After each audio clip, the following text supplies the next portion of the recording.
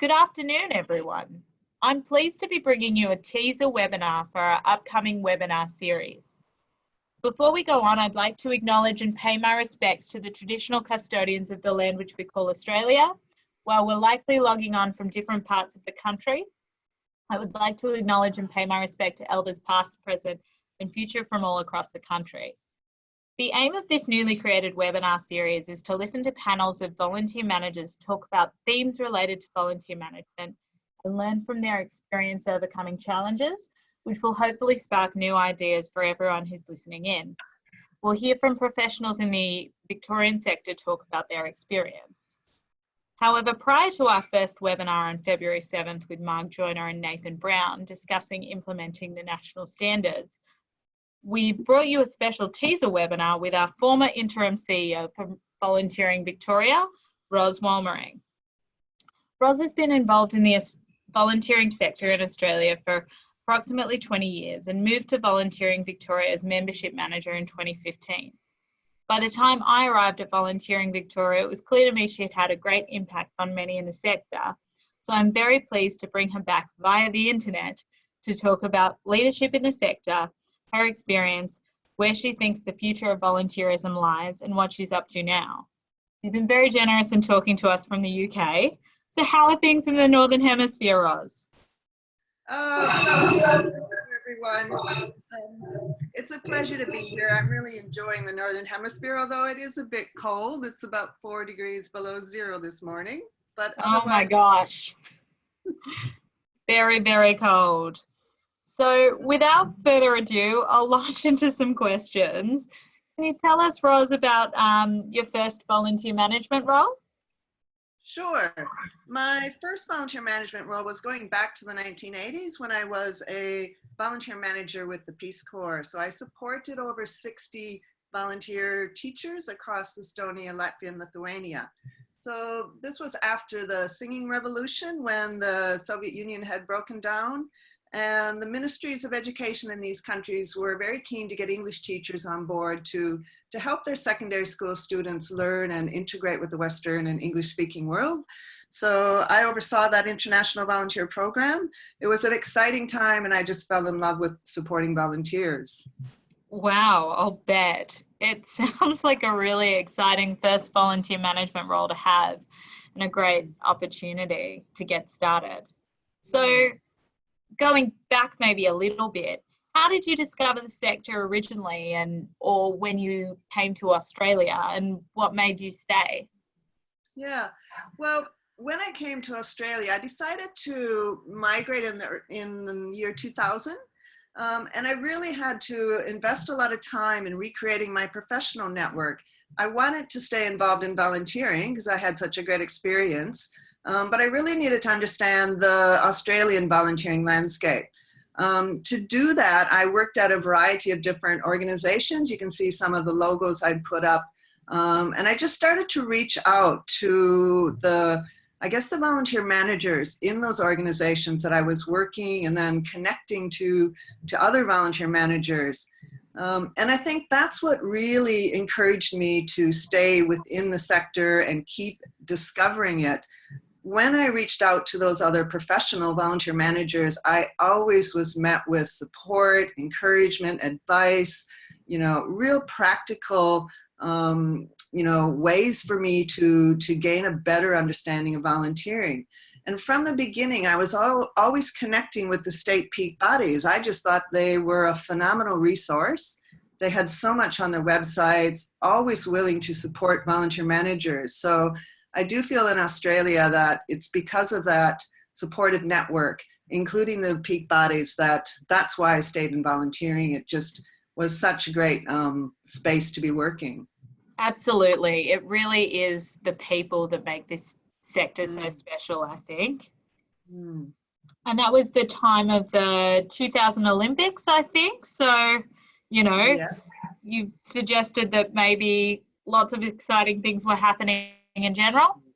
Yeah, the year I came was, yes, the Olympics. It was there was a lot around sports, volunteering in the sports sector. That's when, Kathy Freeman won at the World Olympics. It was just an exciting time. The UN also had their decade of volunteering through those same years up to 2011. So I think that there was a lot of momentum around volunteering that I saw expressed very tangibly working in Melbourne, which also was quite an encouraging, you felt you were part of something bigger than yourself or your role in an organization, that you were much part of a bigger community and a global community at that. Wonderful. So things have obviously progressed much further in the 20 years since then. But jumping right into some of the harder stuff, can you tell us about the biggest challenge that you faced during your time as a volunteer manager in the sector? Yeah, this is always such a good question. And I think, in reflecting back now, I think that the biggest challenge was always trying to get the space and time with senior managers, the executive team, and sometimes the board to really ensure that they understood what volunteering is all about, and really the strategic volunteering, the efforts and the action and the decisions that were needed in order to enable volunteers to really flourish in their organization.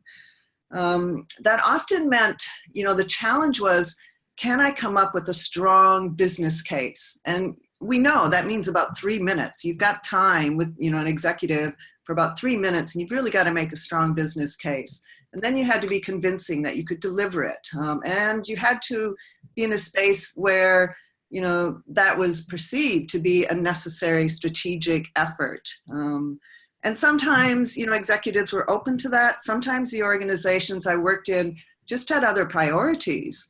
And whilst, they may have thought the ideas were great, they just had other priorities at that time. So the challenge was, how can I make volunteering a priority, a necessity, as with any, organizational initiative? And for better or for worse, I think timing served me well. Risk management was high on the agenda for most organizations and non-for-profits. And if I approached volunteering from a risk management perspective, I found that that's how I would get that in. That sort of helped me to get the space where executives and senior managers and the board particularly would start to listen to what I was advocating or endorsing. Absolutely. It's a good way of making people pay attention.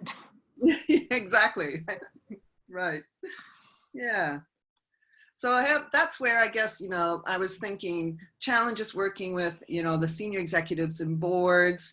That also, at the same time was really honing, more of my strategic planning and negotiating skills as well. Wonderful. Yeah, it really is an ongoing challenge. I think in our sector that influencing senior management and people who are juggling multiple priorities for organizations, and particularly where a culture of volunteering has yet to be really developed or championed in that leadership sphere. Yep. Definitely a huge challenge, and one, a lot of people I think would reflect is ongoing. So getting more positives, can you tell us a bit about the biggest success you had during your time? Yeah, well, I think, you were mentioning, I think the success was actually getting volunteering into that strategic plan, and formally on its own, in its own entity, it was there. It wasn't just a part of a program or a part of human resources. It had its own space. And that was very encouraging. I think you mentioned the cultural change as well, creating that culture of volunteering and ensuring that volunteers, that the enormous benefit, the contribution they could provide, really understanding how the culture of the organization had to support that through the behaviors, through values, through really endorsing, that passion and commitment that volunteering brings. And I think that was the biggest success, when you could see people connecting to the purposeful input that volunteer gives and the potential for that to take the organization forward. You would think that in the non-for-profit sector that would be self-evident, But often, as we know, volunteering gets kind of overlooked or expected or assumed to just happen. So when you could really get, or I guess I felt most successful when I could see the culture of the organization really changing to allow that creative space for volunteering and to see some of the impact, that volunteering can provide. I think that's always been where I felt I've been the most successful. Absolutely. And you've mentioned briefly before to me that sometimes this involved really trying to work with other people to build a bit of an evidence base around the value of volunteering or applying research to volunteering. Yeah. And when I would be working with executives, boards, managers across the different teams, I would be talking about the need to invest in volunteering. Not just financial, because of course, people would shake their head and walk away. We all need money. But when I started to talk about investing in the research that is there, investing in really understanding what those volunteer, wage replacement values mean to the organization, understanding the volunteer story, taking the evidence and really searching and, making the evidence come and work for you. That also opened up the space to have discussions about quality, to have discussions about innovation. These were the things that they would resonate with. And when you could connect and get into that organizational space, that's when I felt most successful because I knew they were paying attention. Absolutely. And yeah, that's really very critical, and we've really flagged as a topic of conversation for one of our webinars this evidence in volunteering space. But moving on, during my time working with you when you were interim CEO of Volunteering Victoria, I heard you suggest that volunteer managers to CEO should be a more recognised pathway. So thinking about that statement, what were the skills that you learnt as a volunteer manager that you can credit with having set you up to be interim CEO of Volunteering Victoria? Yeah, Sarah, I'm really glad that you're interested in this space, because I think, before I was given that opportunity by the VV board, I really hadn't thought much about, myself in that role. I had been doing some leadership training and, development. And looking back, I began to reflect upon how, in fact, my volunteer management experience in probably 3 critical areas was really preparing me for a leadership role and helping me hone and develop those skills. So what I would say is this is a common leadership model. There are 3 areas. First, I think that volunteer managers, are exceptional in communicating a vision. They know they have to get the staff, volunteers, and clients to understand the vision that the organization's trying to achieve. So they're very good at getting people across different constituencies to hear that vision and to believe in that vision and enact it. So I think that's a critical area. Another element that almost, I would say, on a day-to-day basis, if you are working with volunteers, and I know volunteer managers will understand this, you are dealing with day-to-day ethical decision-making. They may be very small decisions, but they're ethically based. They're very important to volunteers, the integrity of standing and having an ethical framework. So every day, those little decisions, advice, suggestions, the ways that you are communicating the ethics of your behavior is very important. And I think that is a key leadership core sort of quality. The third one that I would identify is influencing for change, for innovating, supporting the huge range of volunteers that you do support. You have to be able to influence across those constituencies. You may be trying to get older volunteers to change. You may be working with youth volunteers and their particular motivations, or you be maybe supporting a corporate volunteer. Volunteer managers will at some time be working across all of those different constituencies, and again, really perfecting and improving on how they can influence different people to get a good outcome. So I think those are probably three broad leadership capabilities that, I really strongly believe volunteer managers practice, almost daily. There is, of course, oh, go ahead. Did you have Oh, I something? was just going to say it's a really succinct summary of, I think, all the things that often as volunteer managers we do unconsciously or do without recognizing how much effort and, I guess, skill is involved in undertaking all those things on a daily basis. Yep. Yep. And, there are other technical areas that, shouldn't be underestimated either in terms of cross-cultural communication, negotiating skills, program management, working and delivering with limited resources. Every volunteer manager has sorted that one out from the early days. Really, absolutely. do things with nothing, literally. And I think that inspiring people to show them that, there's a purpose in their giving. Too often we forget that, communicating back to people the purpose of why, and the impact of what they're doing. I think volunteer managers know, that's essential. You've got to resonate back to volunteers, that their work is purposeful and it's achieving, helping us move forward. So that's really some other technical areas that, will really get well developed through your volunteer management roles. Absolutely. I think you've really highlighted some fundamental aspects to leadership, and, leadership is what you need to kind of make that journey, from volunteer manager to CEO. So, I think it's a really great conversation piece, because often we talk about the career pathways, to volunteer management, and how there isn't one uniform, volunteer management career pathway into it. But also we don't talk about the pathway, moving up the leadership scale.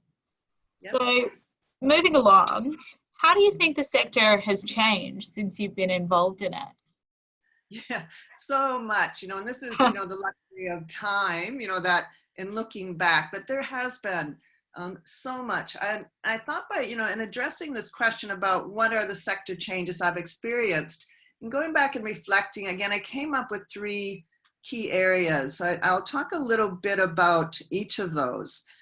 And now remember, I'm going back about reviewing the past 20 years, but one thing that I think has changed phenomenally is just the perception of volunteering. When I started out going back, to Peace Corps in the early, 2000, that was still a time when volunteering was kind of the hidden hobby. You didn't put it on your CV, or I didn't. The word volunteer just, I left off of my position titles. I just claimed the title of what I was doing as a volunteer. I think it was also many people perceived volunteering to be kind of that role for, non-working females like mummies and grannies, that benevolent kind of female role. That's what volunteering was. And I think, I'm not, devaluing that by any sense, but I think one of the major changes I've seen going forward is that perception has changed. It has broadened now to be so much more, to be all of that, but so much more. I think by that I mean it's now becoming almost a part of your personal brand. If you look at LinkedIn or some of the, more social networks online, you'll see that people are claiming volunteering, that civic contribution, civic participation and action is becoming, a necessary part of a whole person. And that means that volunteering now, it's granted there's still ways to go, but the perception I think is changing to a very more positive, holistic sense of that contribution. Absolutely. And, from a practical point of view, it's definitely not something you leave off your CV anymore. And you're far more likely to put your volunteer manager down as a reference. Oh, good. Yes, absolutely. Because they can bring a whole nother, reference, like exploration. Yeah, a great benefit. Yeah, you're right. So I think, parallel with that, I think because of the research and because of, the work that volunteer managers and peak bodies have been doing, there's much more understanding of the recognition of benefits to volunteering. Government has come on board with this and recognizing, more and more people recognize it's a fun way. It's a fun way to escape loneliness. It can help you stay connected and stay healthy. It can, you can develop yourself through volunteering. All of those benefits now, I think, are becoming much more recognized and valued. So it's not just about you're a good person because you give. It's about it's okay because you also, being much more transparent about those return benefits, which I think is a very positive space to be in as well. It's a bit more transparent. Absolutely. And I can't talk about how the sector has changed without mentioning, the impact of technology and the new ways of volunteering that didn't exist, 30 years ago. Again, it's such a creative space in terms of, web chat volunteers or online volunteering, micro volunteering. There's just new ways that the changing world of technology allows volunteering to explore a new avenue. And I think that's a positive. It opens up that space for more people, and it opens up, just a different way to appreciate the impact of volunteering. Yeah, absolutely. I think those are three really key areas that we've seen a lot of change. And, given our changing environment and the consistency that things do change at, where do you think the future of volunteerism lies? I always say only upward. And I say that because I fundamentally believe that volunteering is a core aspect of humanity. I know the UN has consistently shown that volunteering exists in all cultures, in all countries, on the globe. How it is expressed differs, and how people approach it differs, and how people support it differs. But I know and I firmly believe it is a core aspect of every human being. And for that reason, I have great faith that volunteering will continue to be a part of the human existence, a human experience. Having said that, I would be naive not to add that there are some real challenges that, to be effective volunteering will need to be mindful of. I think some of those things to be mindful of are probably around the boundaries of exploitation, maybe perhaps around, organizations that might try to overmanage their volunteers and sort of lose that creative contribution that volunteering can contribute. There are governments that, try to mandate volunteering, and that detracts and diminishes volunteering in my perspective. And I think lastly, we do need to be mindful that volunteering can be appropriated for things probably less than the common good. And I think that's the real challenge of, really looking at, the type of volunteering, and is it there for the common good, and what is the common good, and who contributes to the common good? Those are all the questions that we need to be constantly mindful of, I think, for the future volunteering to continue to deliver what it can. Absolutely. I think you raise a really great point about some of those boundaries and areas to watch. But like you, I also have great faith in the future of volunteerism and think only upwards. So we're nearing the end of our time, but I did want to ask, given the challenges and successes that you've experienced during your time in the sector, what advice would you have for those who want to pursue a career in volunteer management, or even those who want to pursue a career in volunteer management to further senior leadership, as we discussed a bit earlier? Yeah, certainly. No, would love to, again, the benefit of reflection. When I came on at VV, and this was in my role as membership manager, I had the opportunity to talk to a lot of volunteer managers across the sector, as well as interstate, because I was connecting with the peak body, my colleagues across Australia. And I remember conversations I would have with individuals, and it was a consistent, several experienced, talented volunteer managers would call and talk about, I'm really looking for my next step. Where can I go? How can I continue to develop and improve? And, most times our conversations would be about, well, maybe you can try a lateral move to another organization. You can, try and get into a new purpose area and see how you go. You might want to try and link to, an organization that's a bit more innovative, or, if we'd be talking about how could I move and do what I've been doing and do it in another organization. Or we would talk about, well, maybe if I gave back to the sector, if I was contributing to conferences and workshops, if I was involving myself in participating in research projects, that was a way that, incredible volunteer managers were trying to stay, motivated in the sector.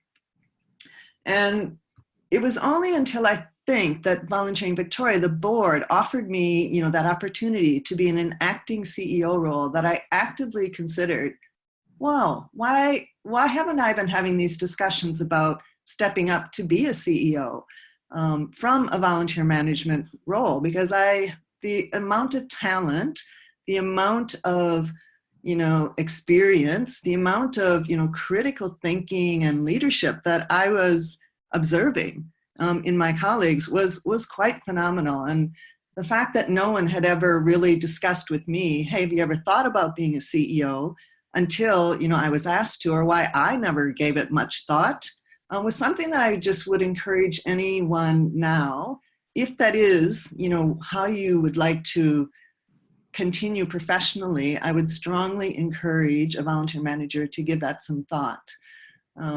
That's not to say every volunteer manager, should, or should want to be a CEO. It clearly is a defined area of leadership that requires a lot of commitment. But it is something I wish more would consider actively. In going back to your question, sorry, I got off a bit there, but in going back to your question about career advice, a few things that I think would be important. One is to really invest in yourself. And by that, I mean, step out and connect with other colleagues, connect with peak bodies, connect with researchers, connect with other corporate executives. Find out how they think, what their plans for their future are. See if they resonate with you. Along with that, broaden your experience. I think one of the best experience bases I had was I started out taking an AICD, Australian Institute of Company Directors, course on, being a board member, director of a board. And that gave me a whole new insight for how CEOs engage with the board versus management. And I think that's a very important space to understand. And if you were able to, or if a volunteer manager, and many of them do, take on a role as a board member, I think that helps to create that pathway. The third one is to get out there and talk to other new CEOs, talk to people who have been down that path, and to see if that's really a desire or a future area that you want to step into, and take the time to do that. I think considering the CEO role for any volunteer manager should just be a part of your career planning. That's great, and really, really good advice. So finally, to wrap up, I thought you could just tell us what you're doing now and your current volunteer role. Sure. Well, I have a few photos I can share with you. So, absolutely. So here's a few photos of what I'm doing now. I've relocated to the UK. So I'm taking a break from working, and I'm just enjoying integrating into this beautiful new country, and getting to know my community a little bit better, and exploring and doing lots of things that you do in this wonderful historic place. I'm really into walking. There's a very strong walking culture here. There's some beautiful historic, stories and places to visit, and I'm just enjoying, as anyone would, some of the culinary delights, so to speak, of the UK. Absolutely. It looks gorgeous. Yep. I'm also really excited because I'm able now to get back to being a volunteer, which has been, enormous pursuit for me. I've joined up with Citizens Advice. So there's a photo of myself with some of my new volunteer colleagues. So this is not something I was aware of, and I don't think it exists in Australia, but Citizens Advice is a non-for-profit. It's a national non-for-profit that provides practical advice to anyone who wants it on any matter. So, Oh, wow. yeah, it's very broad.